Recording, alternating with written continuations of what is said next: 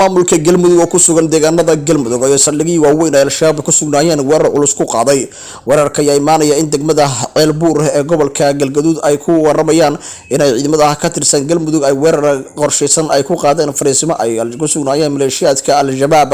saraakiisha maamulka galmudug ayaa sheegay in howlgalkaasi ay ku dileen laba kamid ah ka tirsan maleeshiyaadka oo ku sugnaa deegaanada burjeen oo hoos tagta gurceel waxaana si rasmi ah wararka naga soo gaaraya degmada galgaduud ee gurceel iyo deegaanada ku xiran sheegayaan in ciidamada maamulka galmudug go'doonsan ay weerar culus ku qaadeen fariisimo weyn ee al-shabaab ku lahaayeen deegaano ka tirsan maamulkaasi galmudug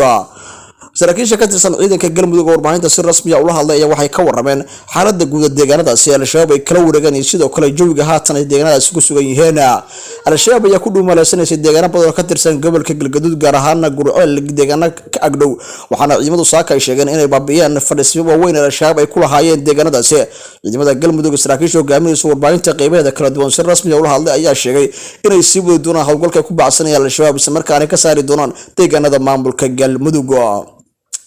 deegaanada maamulka galmudug inta badan waxaa dagaalo culus ku dhaxmara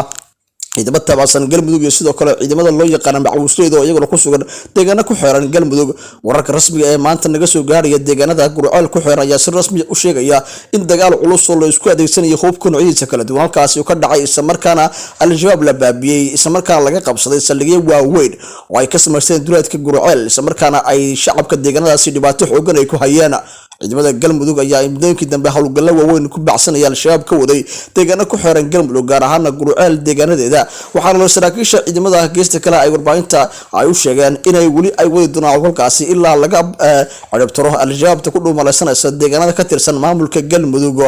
insha allah wararkeena dambe ku daawantaa war ka soo kordha dagaalkaas saaka ciidamada galmudug ku qaadeen fariismada al-shabaab ku lahaayeen degmada gurceel